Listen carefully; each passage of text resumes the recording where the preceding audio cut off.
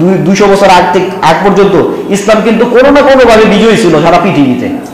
এরপরে এই ওসমানী খিলাফতের মধ্য দিয়ে আমরা জানি পুরোপুরি তার সৌর্যবীর্য ইসলাম মানে যেটাকে আমরা বলি যে রাষ্ট্রীয় ক্ষমতা হারায় ফেলছে। এরপরে বিভিন্ন ফিতনা যারা আছে অন্যান্য মতবাদের অনুসারী তারা চাপায় দেওয়া শুরু করে, আস্তে আস্তে দেখবেন এই 200 বছরের মধ্যে আবার এই ফিতনাগুলো নতুন করে চারা। সম্মানিত মুসলিয়ানে ইজাম, আল্লাহ তাআলার দরবারে অসংখ্য অগণিত শুকরিয়া যে আল্লাহ সুবহানাহু তাআলা আমাদেরকে প্রতি জুমার ন্যায় আজকেও সলাতুল জুমা আদায়ের লক্ষ্যে ইতিমধ্যেই মসজিদে আসার এবং বসার এনায়েত নসিব করেছেন। এজন্য আল্লাহ সুবহানাহু তাআলার দরবারে আমরা শুকরিয়া আদায় করি, আলহামদুলিল্লাহ। তাহলে কিছু নসিহতের সমষ্টি হইতে পারে আজকের আলোচনা, তবে সবটাই আমাদের ইসলামের একটা বড় অংশ, যেটাকে রাসূলুল্লাহ সাল্লাল্লাহু আলাইহি ওয়াসাল্লাম ফিতনা বলে অভিহিত করছে। কোরআনেও ফিতনা সম্পর্কে এই পরিভাষাই ব্যবহার করছে। তো আমাদের আলোচনা ফিতনা সম্পর্কেই সীমাবদ্ধ থাকবে। আসুন আমরা প্রারম্ভে দেখি যে আমাদের নবী মুহাম্মদ সাল্লাল্লাহু আলাইহি ওয়াসাল্লামের অসংখ্য সাহাবী ছিল, তাই না? প্রায় 1.25 লক্ষ সাহাবী ছিল তার। এর মধ্যে এক একজন এক এক বিষয়ে স্পেশালিস্ট, বিজ্ঞ ছিলেন এবং তাদের এই বিজ্ঞচিত হওয়ার বিভিন্ন বৈশিষ্ট্য তাদের মধ্যে পাওয়া গেছে। এজন্যই তারা বিভিন্ন বিষয়ে বিজ্ঞ বা স্পেশালিস্ট ছিলেন। তো ফিতনা সম্পর্কে রাসূলুল্লাহ সাল্লাল্লাহু আলাইহি ওয়াসাল্লামের সাহাবীদের ব্যাপার মধ্যে যে সবচেয়ে বেশি আলোচিত তার নাম হচ্ছে হুযায়ফা ইবনে ইয়ামিন রাদিয়াল্লাহু তাআলা আনহু। রাসূলুল্লাহ সাল্লাল্লাহু আলাইহি ওয়াসাল্লামের যে কোনো সিক্রেট বিষয়গুলো আল্লাহ সুবহানাহু ওয়া তাআলা এর রাসূল এই সাহাবী হুযায়ফা ইবনে ইয়ামিন রাদিয়াল্লাহু তাআলা আনহুর কাছে জানায় রাখতেন, অবহিত করে রাখতেন প্রতিটা বিষয়। তো তার একটা হাদিস দিয়ে আমরা আজকে আলোচনা শুরু করি। সহিহ মুসলিমে আছে হাদিসটা, যে হুযায়ফা রাদিয়াল্লাহু তাআলা আনহু আল্লাহ রাসূল সাল্লাল্লাহু আলাইহি ওয়াসাল্লামকে বলতেছে, ইয়া রাসূলুল্লাহ, আপনার পূর্বে আমরা ছিলাম জাহিলিয়াতের অন্ধকারে, কুসংস্কারে নিমজ্জিত, অকল্যাণের মধ্যে। অতঃপর ইসলামের মাধ্যমে আল্লাহ সুবহানাহু ওয়া তাআলা আপনার মধ্য দিয়ে আমাদেরকে কল্যাণের ভিতরে নিয়ে আসছেন। এই কল্যাণের পর কি কোনো অকল্যাণ আছে? হাদিসটার সূচনার আগে একদম প্রারম্ভে হুযায়ফা ইবনে ইয়ামান রাদিয়াল্লাহু তাআলা আনহু বলতেছে যে লোকেরা অর্থাৎ অন্যান্য সাহাবীরা রাসূলুল্লাহ সাল্লাল্লাহু আলাইহি ওয়াসাল্লামকে জিজ্ঞাসা করে খায়ের সম্পর্কে, কল্যাণ সম্পর্কে, আর আমি জিজ্ঞাসা করতাম অকল্যাণ সম্পর্কে, এই ভয়ে যে অকল্যাণ বা ফিতনা আমাকে আবার পায়া না বসে। তাহলে হুযায়ফা ইবনে ইয়ামান রাদিয়াল্লাহু তাআলা আনহুর মেজাজ ছিল এরকম যে সে অকল্যাণ সম্পর্কে অবহিত হইতে চাইতেন, সতর্ক হইতে চাইতেন, যাতে করে অকল্যাণ বা ফিতনা তাকে গ্রাস করতে না পারে। এই যে তার মেজাজ বা বৈশিষ্ট্য, এই বৈশিষ্ট্যের কারণে রাসূলুল্লাহ সাল্লাল্লাহু আলাইহি ওয়াসাল্লামের সাহাবীদের মধ্যে ফিতনা সম্পর্কে সবচেয়ে বেশি অবহিত ছিলেন হুযায়ফা ইবনে ইয়ামান রাদিয়াল্লাহু তাআলা আনহু। এমনকি মুনাফিকদের লিস্ট পর্যন্ত আমরা জানি যে হুযায়ফা ইবনে ইয়ামান রাদিয়াল্লাহু তাআলা আনহুর কাছে আল্লাহ রাসূল দিয়ে রাখছিলেন। তাহলে দেখেন তো এই মেজাজটার কারণে সে কত বড় পুরস্কারে ভূষিত হয়েছে। প্রথম বিষয় হলো মুনাফিক নিজেই একটা ফিতনা এবং সে যা করে সবই ফিতনা। তার লিস্টটা তার কাছে দিছে, তার মানে সে নিশ্চিত এই ব্যাপারে আল্লাহর রাসূল এবং সে নিজেও নিশ্চিত, অন্যান্য মুসলমান আমরাও নিশ্চিত যে অন্ততপক্ষে ফিতনা তারে গ্রাস করবে না। সে মুনাফিকের লিস্টের মধ্যে নাই। যদি থাকতো তাহলে তার কাছে তার মুনাফিকের লিস্টটা দেওয়া হইতো না, হইতো? তাহলে এই মেজাজের কারণে সে কত বড় একটা ফজিলত অর্জন করতে পারছে যে সে সবসময় অনুসন্ধানে থাকতো যে ফিতনা কি জিনিস, কোন দিক থেকে আসতেছে, আমাকে আবার পেয়ে বসতেছে কিনা। তো এই মেজাজটা যদি আমরা তৈরি করতে পারি, অন্ততপক্ষে আমরা ফিতনা থেকে অনেক দূর নিজেদেরকে হেফাজত করতে পারবো, যদি এই বৈশিষ্ট্য আমরা আমাদের মধ্যে নিয়ে আসতে পারি। তাহলে এই অনুসন্ধানের মানসিকতা আমাদের মধ্যে থাকতে হবে। তো পরবর্তীতে হুযায়ফা ইবনে ইয়ামিন রাদিয়াল্লাহু তাআলা আনহু বলতেছেন যে এই অকল্যাণের পর কি কোনো কল্যাণ, এই কল্যাণের পরে যে আপনার মাধ্যমে আল্লাহ আমাদেরকে কল্যাণের মধ্যে নিয়ে আসছে, এই কল্যাণের পর কি কোনো অকল্যাণ আছে? তখন রাসূলুল্লাহ সাল্লাল্লাহু আলাইহি ওয়াসাল্লাম বলেন, হ্যাঁ আছে। তখন আবার হুযায়ফা ইবনে ইয়ামান রাদিয়াল্লাহু আনহু জিজ্ঞাসা করলেন যে সেই অকল্যাণের পর কি কোনো কল্যাণ আছে? তার মানে তারা কল্যাণের মধ্যে আছে, কল্যাণের পরে রাসূলের যুগের পরে কি কোনো অকল্যাণ আছে কিনা? বলতেছে আছে। বলতেছে সেই অকল্যাণের পরে কি কোনো কল্যাণ আছে কিনা? বলতেছে হ্যাঁ আছে, তবে তা হবে ধূম্রজাল বিশিষ্ট। দুখান শব্দ আসছে, দুখান মানে ধুমরা, ধূম্রজাল। তাহলে ধূম্রজাল বিশিষ্ট। তখন হুযায়ফা ইবনে ইয়ামান রাদিয়াল্লাহু আনহু জিজ্ঞাসা করলেন যে এই ধূম্রজালের স্বরূপটা কি, এটা আবার কিরকম? বলতেছে যে লোকদের মধ্যে এমন এক দল বেরোবে যারা আমার হেদায়েতকে পরিত্যাগ করে অন্য পথে পরিচালিত হবে, তাদের মধ্যে ভালোও থাকবে মন্দও থাকবে। তার মানে তারা ভালো মন্দ দুইটা মিশ্রিত করে ফেলবে, এরকম এক দল বের হয়ে যাবে। সেটা কোন যুগে? কল্যাণের যুগে। কোন যুগে? কল্যাণের সময়। তারপরে বলতেছে সেই কল্যাণের পর কি, যেই কল্যাণের মধ্যে ধূম্রজাল মিশ্রিত থাকবে, মানুষ আল্লাহ রাসূল সাল্লাল্লাহু আলাইহি ওয়াসাল্লামের যে হিদায়াত অর্থাৎ তার দিক নির্দেশনা বাদ দিয়ে অন্য দিক নির্দেশনা অনুসরণ করা শুরু করবে, সেই কল্যাণের পর কি কোনো অকল্যাণ আছে? বলছে হ্যাঁ আছে। তখন বলতেছে সেই কল্যাণের সেই অকল্যাণ সম্পর্কে আমাদেরকে বলেন ইয়া রাসূলুল্লাহ।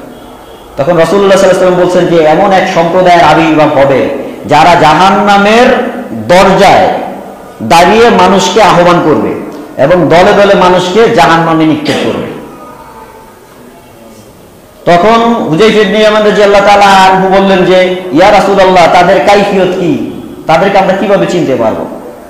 তখন বলতেছেন রাসূলুল্লাহ সাল্লাল্লাহু আলাইহি ওয়াসাল্লাম যে তারা আমাদের মধ্য থেকেই হবে এবং আমাদের ভাষাই কথা বলবে। তার মানে তারা মুসলিম লেবাসদারি হবে এবং আমাদের মতোই কথা বলবে, মানে কোরআন হাদিস দিয়েই কথা বলবে। কিন্তু তাদেররা কি করবে? জাহান্নামের দরজায় দাঁড়ায়া মানুষকে আহ্বান করবে। এই হাদিসটা যতবারই পড়ি ততবারই আমার দিয়ানবাগীর কথা মনে পড়ে, কারণ দিয়ানবাগী একটা তাফসীর গ্রন্থ লেখছে।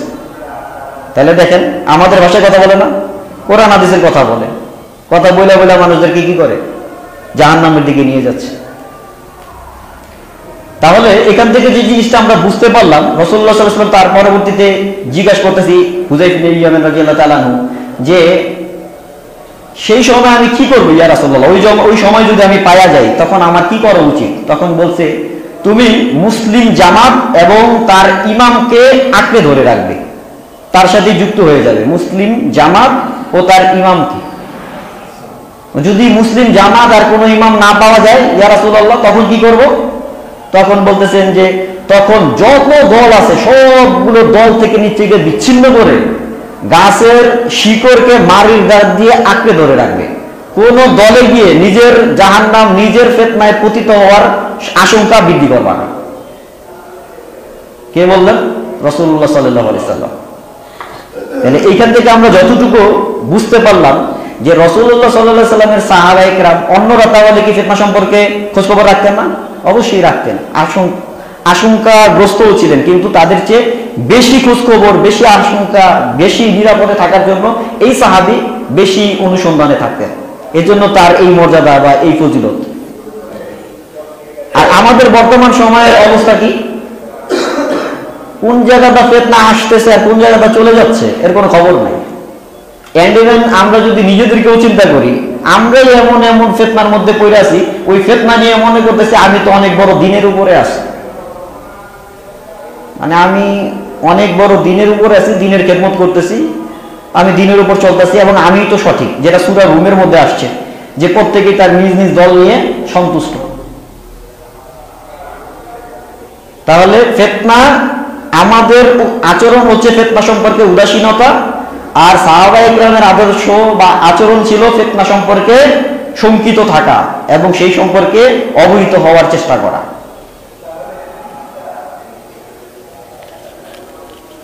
এখন আমরা চলেন ফিতনার ভিতরেই থাকবো। আমরা বলছিলাম আল্লাহ সুবহানাহু ওয়া তাআলা পবিত্র কোরআনে সূরা মাইদার 48 নম্বর আয়াতে বলছে যে প্রত্যেকটা কওমের জন্য, প্রত্যেক ব্যক্তির জন্য, প্রত্যেকটা নবী এবং তার অনুসারীদের জন্য আল্লাহ সুবহানাহু ওয়া তাআলা বলছেন যে লিকুল্লি জাআলনা মিনকুম শিরআতাও ওয়া মিনহাজা, যে প্রত্যেকটা সম্প্রদায়ের জন্য আমি নির্ধারণ করে দিয়েছি, অর্থাৎ রীতিনীতি বিধিবিধান তৈরি করে দিয়েছি।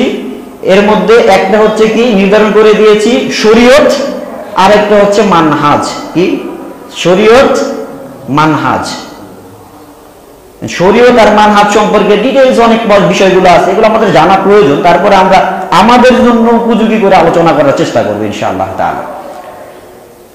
শরীয়ত হচ্ছে বিধিবিধান, আর মানহাজ হচ্ছে সেই বিধিবিধান বাস্তবায়নের তরিকা বা কর্মপন্থা। একদম সিম্পলি বোঝার জন্য আরো অনেক একাডেমিক আলোচনা আছে, পারিভাষিক আলোচনা আছে, কিন্তু আমরা যদি সিম্পলি বুঝতে চাই, শরীয়ত হচ্ছে আল্লাহ কর্তৃক আদেশ নিষেধ, আর এই আদেশ নিষেধ বাস্তবায়ন করার, আদেশ নিষেধের উপর আমল করার যে কর্মপন্থা, এটা হচ্ছে মানহাজ। শয়তান আল্লাহ সুবহানাহু ওয়া তাআলার কাছ থেকে মানহাজ নিছে আর শরীয়ত পরিত্যাগ করছে,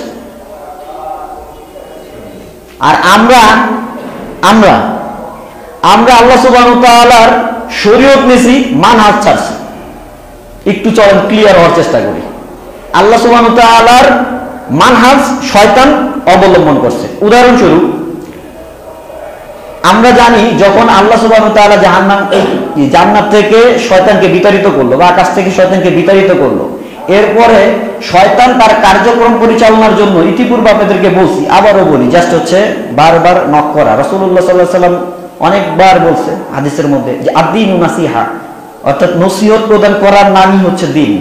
এরপর আল্লাহ সুবহানাহু ওয়া তাআলা পবিত্র কোরআনে বলছে যে ফাযাক্কির ইন্না যিকরা তানফাউল মুমিনিন, তুমি কি করো? উপদেশ দিতে থাকো, কেননা উপদেশ মুমিনদের কাজে আসে। তাহলে শয়তান যখন নেমে আসছে, তখন এই পৃথিবীতে তার কার্যক্রম পরিচালনা করার জন্য সে, ওই হাদিস থেকে আমরা এগুলো জানতে পারি যে সে তার কার্যালয় স্থাপন করছে পানির উপরে। কোথায়? সমুদ্রে, পানির উপরে। অনেক সময় আমরা বারমুডা ট্রায়াঙ্গেলের নাম শুনি না, বিভিন্ন ধরনের ফ্লাইং সসার্স, বারমুডা ট্রায়াঙ্গেল ইত্যাদি ইত্যাদি।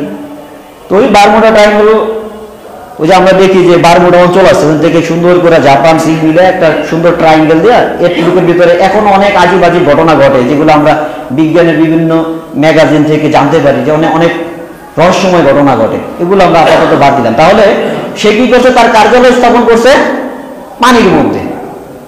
কেন পানির মধ্যে করছে? সে মানহাজ দিতেছে আল্লাহ সুবহানাহু ওয়া তাআলার কাছ থেকে। আমরা জানি যে আল্লাহ সুবহানাহু ওয়া তাআলার আরশ পানির উপরে। কোথায়?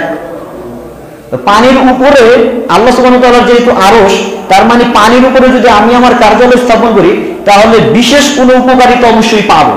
এই যে একটা নিয়ম, এটা শয়তানের মধ্যে ভালোভাবে ঢুকছে। কারণ আপনি আমার মতো তো শয়তান চিন্তা করে না, চিন্তা করে আমার কাজকর্মে বেশি ফায়দা পাওয়ার জন্য আমার কি করতে হবে? আল্লাহর সুন্নতকে ফলো করতে হবে। আল্লাহ সুন্নতকে ফলো করলে তো আমি বেশি বেশি ফায়দা পাবো। এই জন্য সে কি করছে? তার কার্যালয় পানির উপরে স্থাপন করছে। তাহলে কর্মনীতি নিল কোন জায়গা থেকে? মানহাজ নিল কোন জায়গা থেকে? আল্লাহ সুবহানাহু ওয়া তাআলার কাছ থেকে। তারপরে যদি দেখি, আল্লাহ সুবহানাহু ওয়া তাআলা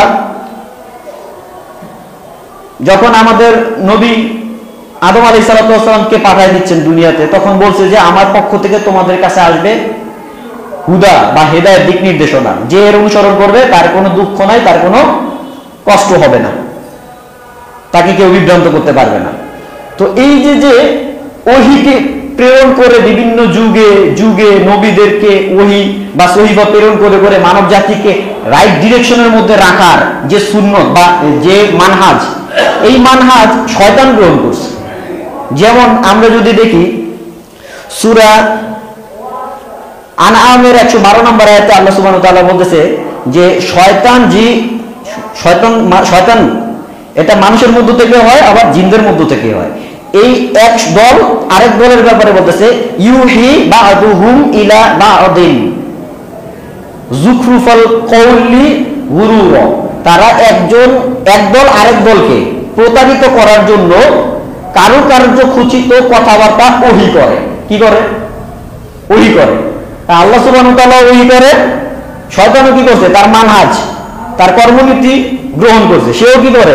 তার যারা অনুসারী আছে তাদের ভিতরে বিভিন্ন বিষয়ে ওহী করে। এই জন্য আপনি দেখবেন বিভিন্ন ধরনের মতবাদ, ফেরকা, বিভিন্ন হঠাৎ হঠাৎ আইসা করে না? এগুলো কেমনে আসে? হঠাৎ হঠাৎ যেই সময় যেটা দরকার সেইভাবে শয়তান সেই সময় ওহী করে।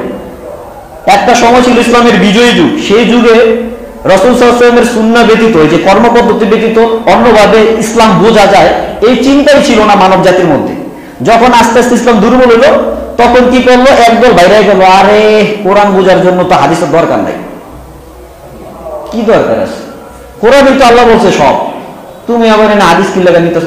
কারণ কি, ওই সময় আবার ইসলামের কি ছিল, পরাজিত সময় ছিল, বিভিন্নভাবে দুর্বল হয়ে গেছিল সেই সময়। তারপর আবার যে যদি আমরা চিন্তা করি গত 1000 এই বর্তমান সময়ে 200 বছর আগ পর্যন্ত ইসলাম কিন্তু কোনো না কোনো ভাবে বিজয়ী ছিল সারা পৃথিবীতে। এরপরে এই ওসমানী খিলাফতের মধ্য দিয়ে আমরা জানি পুরোপুরি তার সৌর্যবীর্য ইসলাম, মানে যেটাকে আমরা বলি যে রাষ্ট্রীয় ক্ষমতা হারাই ফেলছে। এরপরে বিভিন্ন ফিতনা, যারা আছে অন্যান্য মতবাদের অনুসারী, তারা চাপায় দেওয়া শুরু করে। আস্তে আস্তে দেখবেন এই 200 বছরের মধ্যে আবার এই ফিতনাগুলো নতুন করে চারা দিচ্ছে। এর মাঝখানে দেখবেন ওদের কোনো সনদ পাবেন না খুঁজে। যেমন আমাদেরকে যদি বলেন যে আপনি কার কাছ থেকে নিছেন, আমি বলবো আমার ওস্তাদ এ, তার ওস্তাদ এ, তার ওস্তাদ এ, একদম পুরা রাসূল সাল্লাল্লাহু আলাইহি ওয়াসাল্লাম পর্যন্ত গিয়া মিলবে। কিন্তু এগুলোর যদি জিজ্ঞেস করেন যে তুই কার কাছ থেকে এটা শিখছস, এই যে তুই কোরআন আয়াত দিয়ে এটা বুঝলি, এটা কোত্থেকে শিখছস, কাটতে পাইলি, তখন এদের জীবন দেখা জায়গা হয়ে গেছে। কারণ কি, ওরা তো শয়তানই করছে, ওর তো কোনো ধারাবাহিক কি নাই, ওস্তাদ নাই। তাহলে শয়তান কি করে, শয়তানও ওহী করে, বিভিন্ন মতবাদ, বিভিন্ন ইজম মানব জাতির উপর চাপা দেওয়ার জন্য, বিভিন্নভাবে বুঝায় নেওয়ার জন্য ওহী করে। এটা হচ্ছে আল্লাহ সুবহানাহু ওয়া তাআলার কর্মনীতি শয়তান গ্রহণ করছে। তারপরে যদি আপনি দেখেন আল্লাহ সুবহানাহু ওয়া তাআলা মানুষদেরকে তার পথে আসার জন্য জান্নাতের প্রতিশ্রুতি দিছে, জাহান্নামের ভয় দেখাইছে না। শয়তানও কিন্তু কি করে, তার কথা যদি না মানেন তাহলে আপনার দুনিয়ার ওই অমুক তমুক, এই সুপার পাওয়ার ওই সুপার পাওয়ারের মাধ্যমে আপনাকে ধ্বংস করে দিবে, এই ধরনের বিভিন্ন ভয়ভীতি প্রদর্শন করে। আর যদি মাইনা নেন তাহলে আপনার নিচের টেবিলের নিচ দিয়ে হোক, উপর দিয়ে হোক, সাইড দিয়ে, যেভাবে পারে আপনার দুনিয়ার নাজ নিয়ামত দিয়ে ঘুরে দিবে, দুনিয়া দিয়ে দিবে, তাই না। এই ব্যাপারে আল্লাহ সুবহানাহু ওয়া তাআলা পবিত্র কোরআনে বলছে যে ক্বালা রব্বি বিমা আগওয়াইতানি, হে রব আপনি আমাকে পথভ্রষ্ট করেছেন, লা উযায়্যানা লাহুম সিরাতাকাল মুস্তাকিম, লা উযায়্যানা লাকুম ফিল আরদি, আমি আপনার জান্নাতদেরকে পৃথিবীর সৌন্দর্যের ব্যাপারে যে নিয়ামত আছে, সৌন্দর্য আছে, চাকচিক্য আছে, তাদের সামনে এইভাবে উপস্থাপন করব, তাদের জন্য সমস্ত বিষয়গুলো সহজ করে দিব। যত ধরনের দুনিয়াবি চাকচিক্য আছে এবং আল্লাহ নাফরমানি করার জন্য দুনিয়ার যত নিয়ামত দরকার আর কি, সেগুলো আপনি তাদের জন্য আমি সহজ করে দিব। তাহলে শয়তানের কাছ থেকে অফার আছে কি, যদি তারে মানেন তাহলে দুনিয়ার ফায়দা, আর না মানলে এই জেল জুলুম হামলা মামলা আছে না। ওলামা ইকরামরা বিগত বছর হয়েছে না, হয়েছে তো নাকি? এমন কোন ওলামা ইকরাম ছিল যারা নির্যাতিত হয়নি? ছিল না। হক বলে এরকম প্রত্যেকেই নির্যাতিত ছিল। তাহলে কি শয়তান কিন্তু মানহাজ অনুযায়ী আগাচ্ছে। এরপর আপনি যদি দেখেন এইরকম ভাবে শয়তান কি করছে, আল্লাহ সুবহানাহু ওয়া তাআলার মানহাজ কর্মপদ্ধতি গ্রহণ করছে, কিন্তু আল্লাহর শরীয়ত বর্জন করছে। শয়তানকে যদি বলেন তুই এবার ইসলাম মান, শরীয়তের বিধিবিধান মান, এরকম মানতাম না। তা আমরা মুসলমানরা কি করছি, আল্লাহ সুবহানাহু ওয়া তাআলার দেয়া শরীয়ত যাই বুঝি আমরা এবারে মুখে হোক বাস্তবে যত যাই হোক, মুখে হোক আমরা মাইনা নিছি যে না শরীয়ত আল্লাহ সুবহানাহু ওয়া তাআলা দিছে, এর বিরুদ্ধে যাওয়া যাবে না, এটাই আমাদের মানতে হবে, এর বাইরে আমাদের যাওয়ার কোনো সুযোগ নাই। কিন্তু এই শরীয়ত বাস্তবায়ন করতে গিয়ে আমরা যে কর্মপদ্ধতি নিছি এটা পুরোটাই হলো আল্লাহ যেটা, আল্লাহ রাসূল যেটা দেয় নেই ওইটা। ওই যে কিছু আগে একটা হাদিস বলছিলাম না, যে ভালো মন্দ মিশ্রিত হয়ে যাবে, আমার দিক নির্দেশনা, আমার নির্দেশনা বাদ দিয়ে অন্য নির্দেশনা ধরবে, অন্য পথ ধরবে। উদাহরণস্বরূপ মনে করেন একটা এক্সাম্পল বলি, আপনার শিক্ষা ব্যবস্থা কি হবে ইসলাম বলেনি, বলছে না বলেনি? তা আপনার এখন শিক্ষা ব্যবস্থা যদি দেখেন, মানে যারা ইসলাম প্র্যাকটিস করে না তাদের কথা তো বাদই, যদি যারা প্র্যাকটিস করে তাদেরকে দেখেন তারাও একটু কাইটা কুইটা এইটা ওইটা ওদের সাথে অ্যাডজাস্ট করে মিলায় মিশায় কি করতে চায়, একটা শিক্ষা ব্যবস্থা দিতে চায়, চায় না? তারপরে মনে করেন যে আল্লাহ সুবহানাহু ওয়া তাআলা আমাদেরকে বলছে যে আদম আলাইহিস সালামের ব্যাপারে বলছে যে ইন্নী জাইলুন ফিল আরদি খলিফা, নিশ্চয়ই আমি তোমাকে প্রতিনিধি হিসেবে পৃথিবীতে সৃষ্টি করছি, খলিফা হিসেবে। কি হিসেবে? খলিফা হিসেবে। তাহলে ইসলামী রাষ্ট্র পরিচালনার নীতি হচ্ছে খিলাফা ব্যবস্থা। আপনারা কি আসলে আমি যে সমস্ত কথাগুলো বলতেছিলাম বুঝতেছেন? আচ্ছা, তো ইসলামী রাষ্ট্র পরিচালনার নীতি হচ্ছে খিলাফা ব্যবস্থা। এখন মনে করেন আমাদেরকে ঘুরাইয়া পেঁচায়া বিভিন্ন ভাবে কর্ম পদ্ধতি, এটা না, আমাদেরকে দিয়ে দিতে মনে করে আরেকটা ধরে। মোটামুটি যা বুঝার তা তো বুঝছি। খিলাফা আর ইবাদতের মধ্যে একটু সম্পর্ক আপনাদেরকে বলি। সেটা হচ্ছে ইবাদত কাকে বলে? আল্লাহ সুবহানাহু ওয়া তাআলা বলছেন না যে তোমাদেরকে আমি সৃষ্টি করেছি কি হিসেবে, কি জন্য? ইবাদতের জন্য। আল্লাযী খালাকাল মাউতা ওয়াল হায়াতা লিয়াবলুয়াকুম আইয়ুকুম আহসানু আমালা, কে আহসান আমল করতে পারে এটা পরীক্ষা করার জন্য। আবার বলছে আল্লাযী খালাকাল জিন্না ওয়াল ইনসা ইল্লা লিয়াবুদুন, আমি মানুষ এবং জিন জাতিকে সৃষ্টি করেছি এই ব্যতীত অন্য কোনো উদ্দেশ্যই না যে তারা ইবাদত করবে, আল্লাহর ইবাদত করবে। এই উদ্দেশ্য ব্যতীত অন্য কোনো উদ্দেশ্য নাই আমাদের সৃষ্টির ব্যাপারে। তো জান্নাতে কি ইবাদত আছে? আপনি এরকম কিছু শুনছেন যে জান্নাতে গেলে আমাদের আমল করতে হবে? কিন্তু যদি আমাদের আদি পিতা আদম আলাইহিস সালামের ব্যাপারে দেখেন, তারা কিন্তু জান্নাতে থাকতেই আল্লাহ সুবহানাহু ওয়া তাআলা নির্দেশ দিয়েছে আল্লাহর আদেশ পালন করা এবং নিষেধ থেকে বিরত থাকার নাম হচ্ছে ইবাদত, তাই না? তো সেখানে যখন তারা জান্নাতে ঢুকাছে, ঢুকানোর পরে কি বলতেছে যে কুলু ওয়াশরাবু, খাও পান করো। তারপর বলছে ওয়ালা তাকরাবু হাযিহিশ শাজারাত, এই গাছের ধারে কাছে যাও না। তাহলে আদেশও আছে, নিষেধও আছে। তার মানে বুঝে গেছে ইবাদত যে সৃষ্টি করা হয়েছে ওই উদ্দেশ্য ওখানে কি ছিল? বিদ্যমান ছিল। তাহলে পৃথিবীতে আগমনের পর আবার জান্নাতে যখন যাবো তখন আর আমাদের আদেশ নিষেধের ইস্যুস নাই। কিন্তু তার আগে জান্নাতের একটা সূরত এটা ছিল যে সেখানেও আদেশ নিষেধ ছিল। ইবাদতের কারণ উদ্দেশ্যে সৃষ্টি করতে আমাদেরকে। তো মানুষ যতক্ষণ পর্যন্ত উনি ওইখানে আমল করছে, আল্লাহর আদেশ মানছে এবং নিষেধ ভায়োলেট করে ফেলছে, ততক্ষণ পর্যন্ত সে কি ইবাদতের মধ্যে ছিল। পরবর্তীতে দুনিয়াতে পাঠাইছে তার সৃষ্টির উদ্দেশ্য কি? খলিফা হিসেবে। খলিফার ব্যাপারে আমরা জানি দাউদ আলাইহিস সালাম বলছে যে আমি তোমাকে খলিফা বানাইছি যাতে করে মানুষের মধ্যে তুমি আল্লাহর বিধান করা নাজিল অনুযায়ী ন্যায়ানুগ ফয়সালা করো, এই জন্য, ঠিক না? তো যখন আদম আলাইহিস সালামকে দুনিয়াতে পাঠাই দিছে এই উদ্দেশ্যে যে তুমি এখন কি করবা, এতক্ষণ তো নিজে ইবাদত করছো, এখন এই ইবাদতের যে আদেশ নিষেধের সূরত এটা তুমি দুনিয়াতে বাস্তবায়ন করবা, তখন সে মূলত হয়ে গেছে খলিফা। তাহলে ইবাদত হচ্ছে বান্দা যখন নিজে আমল করে তখন সেটা ইবাদত, আর যখন আমল করার জন্য পরিবেশ কায়েম করে তখন সেটা হয় খিলাফত। কি হয় বুঝতে পারছেন? বান্দা দুনিয়াতে যখন আমল করে, নিজে আমল করে, তখন সেটা কি ইবাদত। আর যখন এই বান্দা আমল করার পরিবেশ দুনিয়াতে তৈরি করে দেয়, আমল করতে যে জায়গায় ফোর্স করা দরকার সেই জায়গায় ফোর্স করে, এই দায়িত্ব আঞ্জাম দেয়, তখন সে হয়ে যায় খলিফা। তো আমরা আমাদের কি করছি? আল্লাহ আমাদেরকে এক জীবন বিধান দিচ্ছে, আমরা ওটার চাইলে আরেকটা বা ওটার সাথে বিভিন্ন ভাবে যোগ বিয়োগ করে আরেকটা কিছু তৈরি করছি। ওইটা বলছে হাদিসে বলছে যে ভালো মন্দ মিশ্রিত করবে।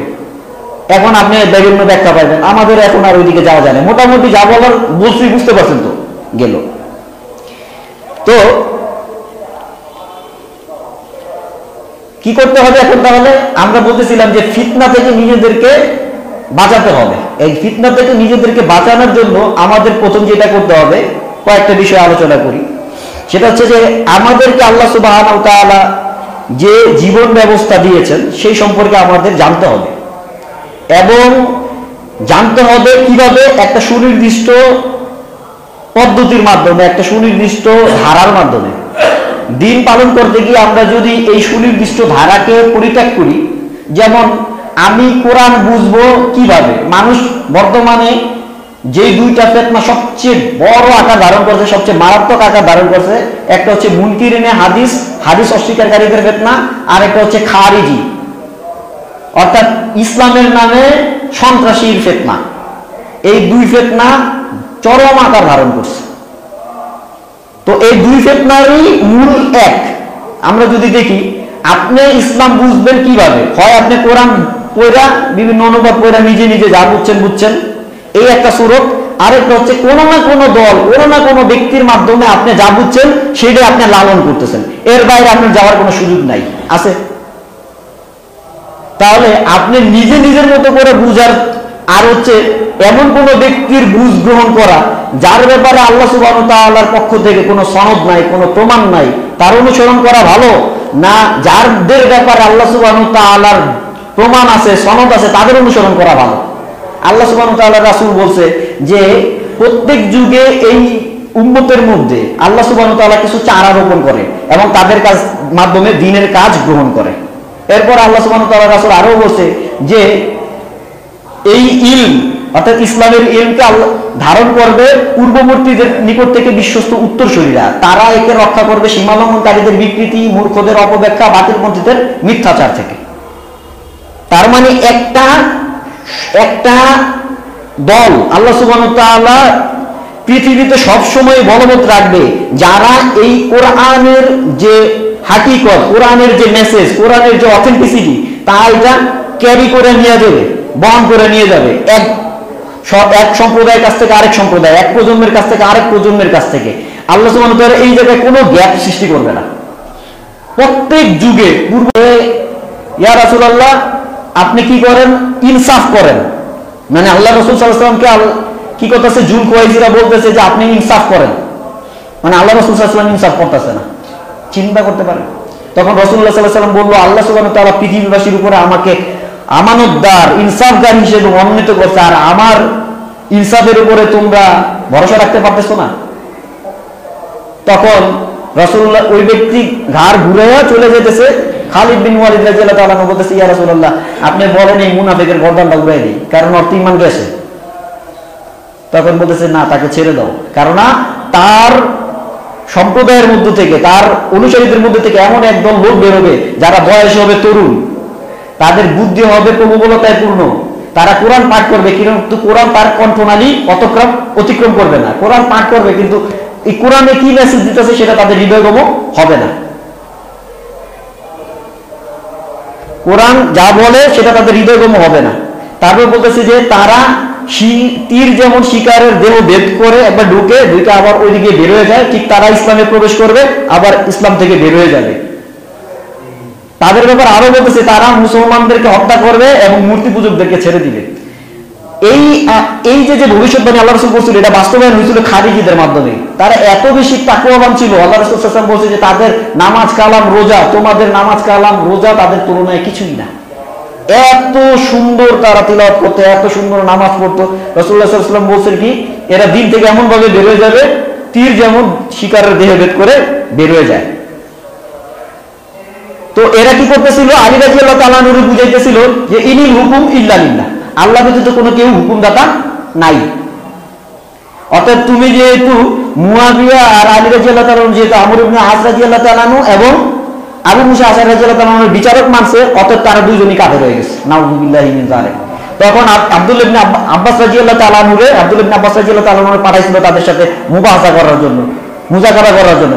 তখন বলতেছিল তোমরা এই আয়াতের মিনিং যেইভাবে নিছো, এই আয়াতের অর্থ আল্লাহ রাসূল আমাদেরকে এইভাবে শেখায় নাই। তাহলে বোঝা যাইতেছে যে যেইভাবে আল্লাহ রাসূল সাহাবীদেরকে শিখাইছে সেইভাবে না শিখানোর যে টেন্ডেন্সি, এটা শুরু হয়েছে সেই সাহাবীদের যুগের খাওয়ারিজদের থেকে। এই ধারাবাহিকতা আপনি আমার কি করতে হবে? এই চেইন আপনার আমার এই ধারাবাহিকতা রক্ষা করতে হবে।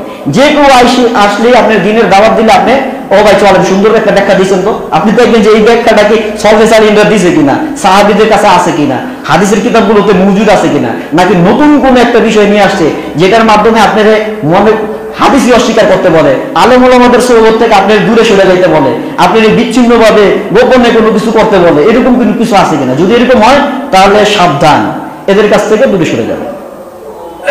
আল্লাহ সুবহানাহু ওয়া তাআলা আমাদেরকে বোঝার এবং আমল করার তৌফিক দান করুন। সুবহানাকাল্লাহুম্মা ওয়া বিহামদিকা আশহাদু আল্লা ইলাহা ইল্লা আনতা আস্তাগফিরুকা ওয়া আতুবু ইলাইক।